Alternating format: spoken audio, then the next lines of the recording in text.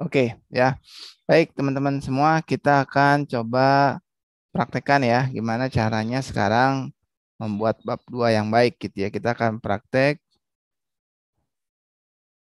cara membuat atau menyusun lah ya, atau menyusun bab 2 dengan baik. Nah, yang harus kita tahu di bab 2 itu isinya apa saja gitu ya. Di bab 2 itu pasti dia terdiri dari bab 2 itu terdiri dari tinjauan pustaka. Yang pustaka. Nah, yang pernah saya sampaikan bahwa meskipun teman-teman nanti untuk keperluannya D3 itu untuk TA gitu ya, hanya kan nanti karena nanti akan dikonversi ke S1 ke mata kuliah skripsi, jadi memang ini dipersiapkan untuk sampai dengan skripsi, seperti itu. Oke. Nah, di bab 2 di tinjauan pustaka ya umum sekali diawali dengan landasan landasan teoritis gitu ya. Landasan teoritis. Kemudian nanti 2.2 umumnya 2.2 itu eh, penelitian terdahulu boleh atau kerangka pemikiran juga boleh. Tergantung ya, tergantung kampusnya ya. Kerangka pemikiran, terus nanti ada tadi ya penelitian terdahulu, ya. Saya admit dulu. Ya, ada penelitian terdahulu, terus nanti eh ada juga yang hipotesis ya. Hipotesis itu masuknya di sini juga sih. Ada juga yang gitu. Tapi ada juga yang di bab 3 ya. Nanti kita sesuaikan saja. Nah, saya akan mulai dari sini ya, landasan teoritis gitu. Jadi ingat di bab 2 tinjauan pustaka kita di sini murni bicara referensi ya, literatur. Jadi literatur di sini baik sumber-sumber textbook maupun artikel jurnal ya, artikel jurnal yang kita rujuk ya maupun penelitian-penelitian sebelumnya yang relevan dengan penelitian yang kita lakukan saat ini. Seperti itu. Ya, contoh ya nih, contoh nih. Contoh misalkan kemarin, ya contoh misalnya kemarin, ya contoh. Misalnya kemarin kita menduga ada pengaruh misalnya ya kualitas pelayanan terhadap kepuasan nasabah misalnya gitu ya. Misalnya seperti itu judul kita kemarin. Nah, landasan teoritis ya, kita harus bisa mendefinisikan variabel-variabel yang ada. Misalnya ini, variabelnya kualitas pelayanan ya. Terus ini variabelnya kepuasan nasabah. Kita harus bisa. Nah, ada yang lebih lengkap lagi ya. Kadang ada kampus juga yang lebih lengkap. 2.1.1-nya itu adalah teori utamanya. Oke. Misalnya apa? Ini kan kualitas pelayanan, terus sama kepuasan nasabah ini masuk di rumpun apa gitu ya. Misalnya kalau marketing ya. Kalau perbankan, misalnya apa? Perbankan misalnya pengaruh dividen terhadap apa? Harga saham misalnya ya. Misalnya gitu. Nah, ada juga yang di 2.1.1 ini adalah teori induknya. Dividen sama harga saham, teori induknya apa sih? Ya misalnya manajemen keuangan misalnya gitu ya. Atau ini kan dividen sama harga saham itu misalnya masuk dalam investasi misalnya gitu. Ya ini disesuaikan dengan budaya selingkung dari tiap-tiap kampus ya. Tiap-tiap kampus punya style masing-masing. Tetapi ada juga memang kampus yang langsung fokus kepada variabel penelitiannya. Misalnya ini ya dividen sama harga saham. Berarti di sini 2.1.1 ya dividen. Ya, ada juga memang kampus yang nggak langsung ke dividen gitu ya. Yang apa-apa berarti di atasnya dividen apa gitu ya. Di atasnya dividen kalau misalnya tadi ya kepuasan nasabah kalau di marketing itu kan kepuasan pelanggan itu masuk di perilaku konsumen gitu ya. Dia masuk di perilaku konsumen gitu. Jadi apa namanya? Teori induknya seperti itu. Ini saya agak terganggu sama kotak merah ini, kotak kuning nih. Ya udah apalah. Nah, terus kemudian 2.1.2-nya, 1.2-nya, ya di sini harga saham. gitu ya. Nah, apa yang harus dibahas di sini? Template-nya gini ya, kalau di jam pustaka tuh template-nya gini ya, pas bagian subbab landasan teoritis. Pertama, diawali dengan definisi. Selalu tuh, kalian ngangkat apa? ROA, return on asset, return on equity, return on investment, profitabilitas, misalnya gitu ya. Selalu dimulai dari definisi. Ya, misalkan dividen ya. Definisi dividen apa? Gitu ya. Nah, ini harus mengacu kepada teorinya, ya. Kalian mengacu ke teori siapa? Ya, tentu harus dicari sumber literaturnya. Cari literaturnya. Cari literatur yang menjelaskan definisi dari dividen. Gitu ya, cari seperti itu. Nah, kemudian tidak cukup hanya satu, ya, tidak cukup hanya satu. Idealnya ya, idealnya kalau untuk definisi itu ya paling tidak berapa ya kalau di kesatuan ya? Ya paling tidak tiga lah ya, paling minimum tiga. Tapi kalau ada yang bilang misalnya oh 5, ya nggak apa-apa, gitu ikutin aja. Ya misalnya tiga gitu ya. Jadi cari literaturnya misalnya ya, menurut si A, misalnya dan gini ya dalam menulis rujukan seperti ini. Misalnya kalian baca buku gitu ya. Caranya gini ya. Misalnya di sini Anda membaca buku, ya. Terus nama pengarangnya ada dua suku kata. Misalnya ya, nama pengarangnya misalkan Kania Saraswati. Misalnya gitu ya. Terus dia menulis bukunya dipublikasikan tahun berapa? Ya, tahun terbitnya tahun berapa? Ya, misalnya si Kania menulis di tahun 2019 gitu ya. Nanti kita belajar lagi kalimat dari Kania ini apakah kutipan langsung atau kutipan tidak langsung akan kita lakukan. Ya, pilih cara kutipan ya. Cara kutipan yang mau kita lakukan apakah kutipan langsung ataukah tidak langsung. Nah, ini menentukan juga gitu ya. Kalau misalnya kalau kita memilih kutipan langsung, maka perlu dicantumkan halamannya. Ya, saya kasih contoh begini. Contoh gini ya. Misalnya misalnya Kania Saraswati pada anggap aja begitu ya, pada tahun 2019 menulis buku ya, lalu pada halaman berapa? Pada halaman 23 misalnya ya, Kania menulis kalimat sebagai berikut misalnya ya. Kenapa dia hang ini? Menulis kalimat sebagai berikut. Nah, ini si Kania nih yang nulis nih di bukunya dia. Dia menulis gini. Ya, dividen adalah selisih atau adalah laba bersih yang diperoleh perusahaan dalam jangka waktu 1 tahun dan dibagikan kepada seluruh pemegang saham. Misalnya gitu ya. Misalnya seperti ini. Si Kania tahun 2019 dia nulis buku. Lalu pada halaman 23 Kania menulis kalimat sebagai berikut. Ini di bukunya si Kania nih.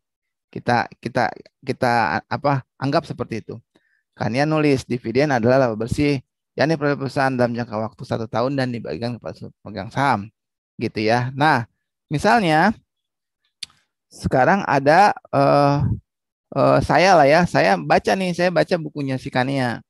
Kemudian kalimat si Kania yang utuh ini akan saya quote ya akan saya kutip langsung di paper saya atau di skripsi saya misalnya gitu ya. Jadi misalkan gini ya, misalkan di sini saya lah ya. Saya membaca tulis saya udah salah, ngantuk nih. Saya membaca buku Kania tersebut. Lalu kalimat tadi saya kutip langsung secara utuh. Gimana saya nulisnya? Ya, cara menulisnya, cara mengutipnya ya supaya nggak dibilang plagiat ya. Anda bahaya kalau disebut plagiat nanti. Wah, ini plagiat nih. Maka ada caranya supaya tidak masuk dalam plagiat. Cara mengutipnya sebagai berikut. Ya, misalnya gini. Bisa taruh di depan, bisa taruh di belakang ya. Kalau ditaruh di belakang, saya kasih contoh begini. Ini saya kopas nih. Ini kan lagi ngomong 2.1.1 ya. Tadi kan 2.1.1 nih, dividen kan. Kita lagi bahas ini dividen. Terus saya kutip nih kalimat si Kania nih. Saya ambil semua kalimatnya dari buku atau dari artikel jurnal. Saya bisa begini. Tapi jangan lupa dikasih tanda kutip 2 ya. Terus nanti di sininya dikasih kutip 2 juga. Nah ini nanti dikasih. Nah ditulis nama belakangnya aja. Tadi kan nama pengarangnya Kania Saraswati ya. Jangan ditulis Kania Saraswati, tulisnya Saraswati. Oh gitu sih Pak, iya karena yang diambil nama belakangnya. Saraswati 2019. Ingat, karena dia kutipan langsung, halamannya tulis titik 223. Ada stylenya begini ya. Ada yang stylenya pakai di sininya P. P itu page. Ada yang begini, P23. Ya, itu tergantung stylenya. Tapi secara umum seperti ini. Ada juga yang Saraswati, karena dia kan yang Saraswati, koma, K titik gitu ya. Ada yang begini, baru koma. Ya, tapi yang umum gini aja. Saraswati, koma 2019 titik 223. Jadi di sini mencerminkan bahwa kalimat ini yang saya tulis di paper saya ini bukan kalimat saya, tapi kalimat utuh punyanya Saraswati 2019. Nanti di daftar pustaka ya baru ditulis Saraswati, K titik 2019 judul bukunya apa, diterbitkan di penerbitnya siapa, diterbitkan di mana. Gitu nanti di daftar pustaka. Tapi di body teks dari dalam paper kalian dan skripsi kalian cara membuat kutipan seperti ini. Nah, kalau kalian menulisnya begini, kalian tidak plagiat ya. Seperti ini ya. Malah biasa ada juga yang dikasih tanda miring seperti ini. Ya, ini kalau nama penulisnya taruh di belakang. Bisa juga taruh di depan. Ya, pengertian dividen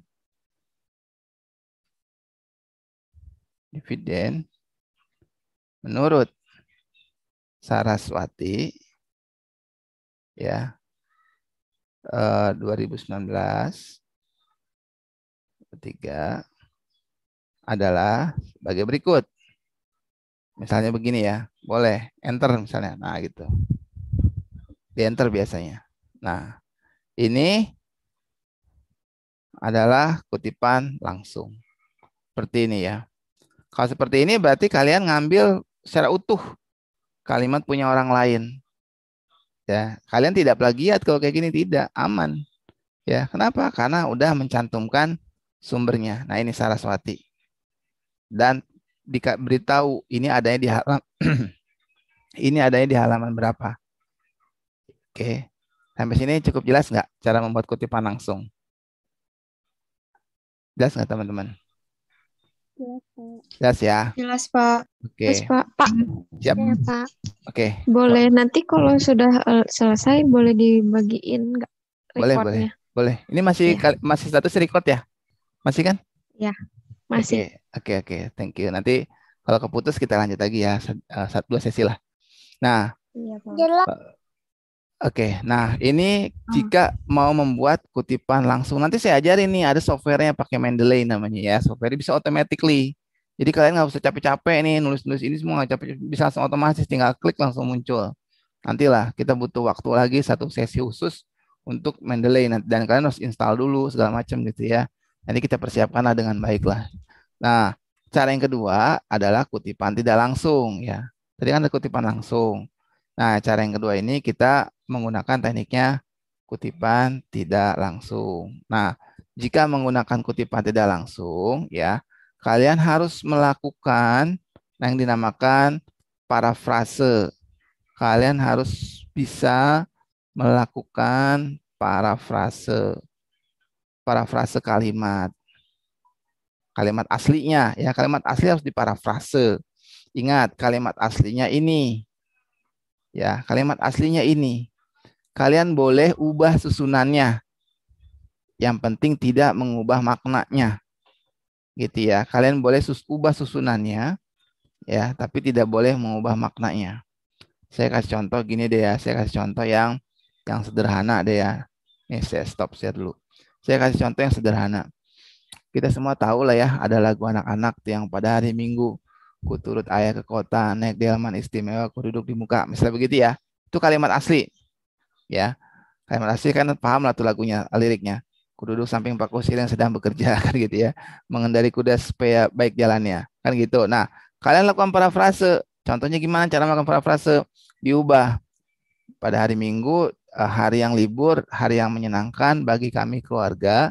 Pada hari ini kami memanfaatkan untuk pergi bersama-sama ke kota. Gitu ya. Di kota, kami bersama dengan keluarga bertemu atau menjumpai delman yang indah dan juga istimewa. Di situ kami memutuskan untuk menaiki delman tersebut dan kami memutuskan atau saya memutuskan untuk duduk di muka. Gitu ya, bersama Pak Kusir yang dengan sigap menjalankan delman apa tadi teh? Naik delman ya, menjalankan delmannya yang sangat sigap sehingga jalannya menjadi baik dan lancar. Misalnya begitu. Ya, itu kan kalimat intinya tetap sama. Ya, kalimat intinya maknanya tetap sama, tetapi susunan kalimatnya sudah berubah gitu ya. Susunan kalimat sudah berubah. Oke, nah itu contohnya. Jadi misalkan balik lagi ke sini, ingat ini kalimat aslinya. Ya, Kania Saraswati dia nulis begini. Dia nulis begini, kalian mau melakukan kutipan tidak langsung. Boleh nggak? Boleh, sangat boleh. Justru sebetulnya yang disarankan adalah melakukan kutipan tidak langsung. Agar nanti kalau dicek Turnitin, misalnya Turnitin itu software untuk ngecek kesamaan gitu ya, menjadi bagus hasilnya. Jadi ini harus diparafrase. Kalimat intinya apa sih ini? Kalimatnya Saraswati dia bilang kan dividen itu laba bersih diperoleh perusahaan dalam jangka waktu 1 tahun, terus dibagikan kepada seluruh pemegang saham, kan gitu. Nah, kemudian caranya gimana? Bisa begini ya, bisa begini. Ini hanya contoh aja ya. Ini kan kita berlatih. Dan ini kan live. Jadi apa namanya? Saya tidak menyiapkan satu slide khusus ya. Jadi langsung live. Jadi kalimat aslinya dividen adalah laba bersih. Kalian bisa nulis begini ya. Menurut Saraswati, dan ingat kalau kutipan tidak langsung tidak perlu menyebutkan halaman, cukup tahunnya aja. 19. Dijelaskan bahwa dividen merupakan capaian perusahaan ya akan operasional bisnisnya selama 1 tahun, di mana laba yang diperoleh setelah dikurangi biaya dan pajak, misalkan gitu ya kan, laba bersih kan gitu kan, kemudian pajak serta laba ditahan, return earning kan, setelah laba ditahan itu kan laba bersih ini ya, laba ditahan, diputuskan untuk dibagikan kepada seluruh pemegang saham gitu. Berkembang nggak? Berkembang. Si Kania cuma nulis dua baris doang, dua baris nggak penuh nih. Sama kita di parafrase jadi banyak. Boleh nggak? Boleh. Tapi kan kalimat intinya tetap kalimat intinya ini. Laba bersih, ya 1 tahun, dibagikan seluruh pemegang saham. Intinya kan gitu. Ya, ini dinamakan teknik kutipan tidak langsung atau melakukan parafrase, paraphrasing gitu ya. Dengan melakukan paraphrasing, tentu itu mencerminkan tingkat pemahaman kita akan teks. Justru yang susah yang ini, ya. Teknik yang ini kan gampang, tinggal kopas doang, gitu. Tapi ingat, ini nggak bisa kopas hanya dari internet, ya. Tidak boleh kopas hanya dari internet. Jadi yang sering terjadi nih ya, yang sering terjadi teman-teman, mahasiswa hanya mendapatkan artikel dari internet, dari Google, dikopas tanpa tahu sumber aslinya, gitu. Ya, jadi harusnya apa? Harusnya teman-teman tahu nih sumber bukunya, atau boleh dari internet boleh, tapi sumber artikel jurnal. Udah pernah ya? Udah pernah saya demo ini kemarin ya, yang artikel jurnal udah ya? Minggu kemarin didemoin nggak Belum, artikel? Pak. Belum ya? Belum. Belum. Oh gitu. Belum ya. Nih ya kayak gini nih. Nah, ya saya share screen ya. Nih, saya share screen. Nah, dulu jangan ke sini. Pak, Ya, saya oke. mau nanya, Boleh. kalau misalnya kita sumbernya dari web resmi, itu bisa gak ya, Pak? Bisa, sangat bisa, sangat-sangat bisa. Yang jelas webnya harus punya identitas yang jelas. Kan kadang ada tuh ya web-web yang nggak jelas gitu kan, blog gitu, nggak, itu nggak bisa. Tapi kalau webnya punya identitas jelas, resmi, itu lebih bagus. Itu jelas, sangat-sangat bisa itu, sangat bisa. Tapi Pak, Oke, kalau ya, untuk penulisan kutipannya gimana, Pak? pengutipannya, ya disebutkan Kan sumbernya dari itu kan mana. setelah Ah, kan itu ya, kan setelah pengutipan kan dia ada sumbernya ya, Pak. Cara ya. penulisannya gimana tuh, Pak, kalau web? Contohnya web apa nih? Kita ambil contoh ya. Misalnya kalian dapat data apa? Kalau keuangan misalnya IDX gitu, data itu misalnya. Ambil contohnya atau mau contoh yang lain? Iya, Planning. boleh, Pak, itu Oke juga. ya. Kita 10 menit lagi off sesi satu, nanti kita coba sesi kedua ya kalau kalau putus. Oke, saya untuk menjawab itu nanti akan saya berikan contoh ya. Ini sekilas nih 10 menit terakhir saya akan berikan contoh apa namanya, cara cara mendapatkan artikel ya di Google Scholar ya. Jadi nanti kan harus harus sangat terbiasa ya dengan Google Scholar, karena memang namanya juga ada scholar kan, cendekia. Jadi ini khusus ya, khusus artikel-artikel ilmiah yang berada di seluruh dunia gitu ya, tidak hanya Indonesia gitu. Nah, kalian masuk ke scholar.google.com gitu ya. Nanti ada seperti ini. Misalnya tadi ya, pengaruh dividen terhadap harga saham misalnya gitu ya. Pengaruh dividen. Oh, ada dividen yield tuh. Bolehlah dividen yield. Nah, begini ya. Oh, dia terhadap return saham ya. Ya udahlah, nggak apa-apa. Nah, ini kan ada ininya nih, banyak tuh ya. Pengaruh return on equity, banyak banyak banget nih. Nah, kalian harus cari yang mendukung teori kalian, yang mendukung judul kalian. Misalnya judul kalian tadi misalkan ya pengaruh dividen terhadap harga saham misalnya gitu ya. Maka kalian harus cari yang judulnya ada menyatakan bahwa dividen bisa berpengaruh ke harga saham. Ya, di sini adanya dividen ke return saham, ada dividen yield return saham, banyaknya dividen ke return saham gitu ya. Nah, ini ada nih, dividen yield ya terhadap harga saham, ini ada harga saham. Tahun berapa? Tahun 2013. Ya. Siapa penulisnya ini? WA Wagiri dan Kaliptra ya. Kita cek aja nih, kita klik gitu ya. Ini kan langsung ya, ini kan live nih. Ya, orangnya dapat promosi gratis nih. Ya, nggak apa-apa lah, saling dukung. Oke ya, jadi misalnya seperti ini kalian dapat, dan nanti di Google Scholar bisa dibatas ya, misalkan dari kampus peraturannya 10 tahun terakhir. Nanti di sini custom range ya. Oke, udah keburu ke klik. Nah, ini di sini ada nih penulisnya William Agung Wagiri katanya penulisnya ya. Oh, ini nama jurnalnya ya. Kita pengen baca ya, cari aja, klik di sini PDF full text-nya.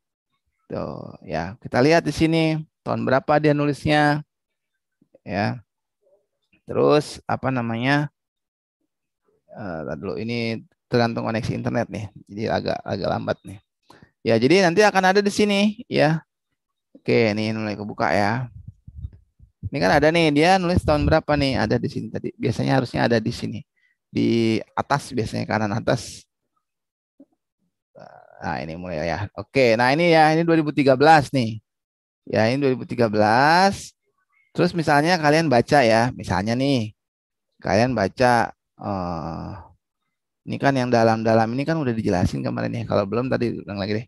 Misalnya cari kalimat deh, satu kalimat ya. Ada nggak? Dia juga kutipan-kutipan semua nih. Dia juga melakukan kutipan-kutipan, yang kalimat dia sendiri mana? Ini dia banyaknya kutipan semua nih. Ah, misalnya inilah ya. Misalnya kalian kalian apa? Misalnya inilah. Kalian ambil ini misalnya ya. Satu kalimat ini kalian ambil semua nih. Kalian kutip semua misalnya ya. Ya, ini dituliskan. Cari siapa penulisnya? Penulisnya ini halaman berapa nih? Ini halaman halaman 4 ya. Halaman 4. Jadi nama 2013 halaman 4. Ini nama penulisnya apa tadi? Nah, ini ya. Jadi nama belakangnya aja. Menurut Wagiri 2013.24 karena dia adanya di halaman 4. Gitu ya. Jadi ini juga artikelnya dia banyak kutipan-kutipan nih. Gitu. Kalau banyak kutipan-kutipan gini ya kalian harus, kalau kalian bisa mengacunya ke sini. Misalkan kalian ini ya, dia yang mengutip nih Fama dan Friends tahun 88. Mestinya kalian nanti cari nih Fama dan Friends ya. Cuman kalau misalkan nggak ketemu ya, atau kalian susah dapetinnya, nanti Fama dan Friends dalam dalam siapa nih tadi penulisnya? Dalam Wagiri tahun 2013. Itu kalau nggak ketemu sumbernya, atau kalian nggak punya akses buat ngambil, buat download apa namanya sumber aslinya. Nah, kalau di Google Scholar enaknya ya, kalian daftar pustakanya tinggal diklik aja. Nih ada di sini ntar nih. Yang tadi kan saya sempat bilang tergantung style citasi ya. Misalnya tadi Kania Saraswati, ada yang tulis Saraswati, ada yang tulis Saraswati, koma K, ada yang begitu ya. Itu tergantung citation style namanya. Nih di Google Scholar ada citation style. Lalu ya, jangan promosin punya orang, punya sendiri. Nih ya, misalnya punya artikel saya nih. Ini pakai video. Nih ya, misalnya ini artikel saya ya.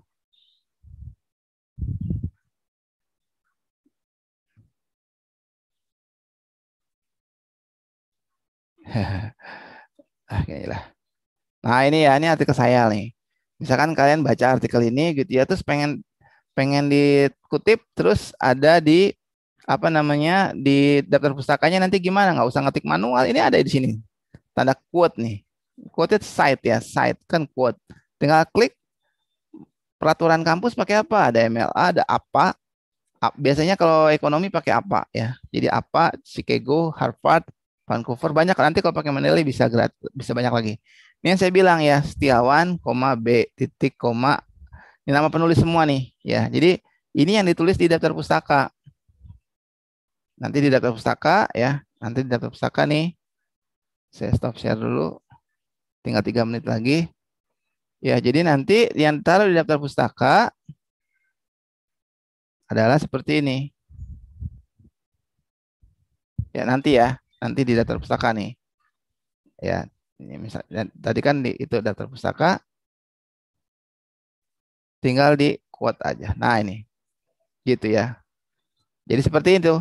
Kalau tadi Saraswati Kania berarti menurut Saraswati, K gitu ya. Tapi nggak umum kok, banyaknya gini aja Saraswati gitu ya. Saraswati atau di menurut Setiawan gitu ya. Tapi kalau memang stylenya mempersyaratkan seperti itu, paling Saraswati, K titik gitu ya. Seperti itu.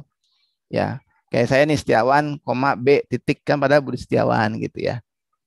Seperti itu ya. Jadi kalau dari artikel jurnal gampang kayak tadi tuh. Dapat kalian download, terus kemudian siapa penulisnya, tahun berapa dia nulis. Kalau kalian ambil satu kalimat utuh, berarti kutipan langsung. Tapi kalau kalian lakukan parafrase dari sumber yang ada, ya berarti kutipan tidak langsung. Ya, tidak perlu dituliskan secara lengkap sampai ke halamannya ya. Cukup tahunnya saja. Cukup tahunnya saja. Terus kalimat intinya di parafrase, dilakukan pengembangan. Pengembangan itu boleh ditambahkan, boleh dikurangi. Tadi yang pada hari Minggu kutut ke kota naik delman istimewa kuduk di muka. Bisa kalian persingkat. Hari Minggu adalah hari yang menyenangkan untuk ke kota naik delman yang sangat istimewa. Lalu kita duduk di muka bersama Pak Kusir. Kita bergembira bersama-sama keluarga. Dah gitu. Misalnya itu disingkat kan, dipersingkat. Ya.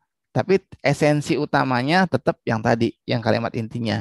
Yang pada hari Minggu kutut ke kota tadi gitu ya. Oke. Tadi ada pertanyaan, Pak, kalau sumber dari internet gimana? Oke, sumber dari internet ya, memang sumbernya harus dari situs yang punya identitas jelas. Wajib ya, wajib dari identitasnya jelas. Misalnya apa? Misalnya situs berita online tapi dari yang punya identitas jelas, misalnya republika.com, kompas.com misalnya ya. Apalagi misalnya radarbogor.com misalnya gitu ya. Seperti itu. Gimana cara ngutipnya Pak? Ya ditulis, misalnya kan data harga saham gitu ya, data harga saham eh, menurut misalnya ya, atau sebagaimana dilansir kompas.com misalnya ya, mengalami tekanan misalnya, tekanan secara umum. Oke, sementara itu dulu saya stop share dulu. Ini karena sudah habis waktunya, less than 1 minute katanya ya. Jadi kita bersiap untuk masuk ke sesi kedua. Kita sign out sebentar ya. Nanti kita gabung lagi tetap di sini. Saya stop dulu.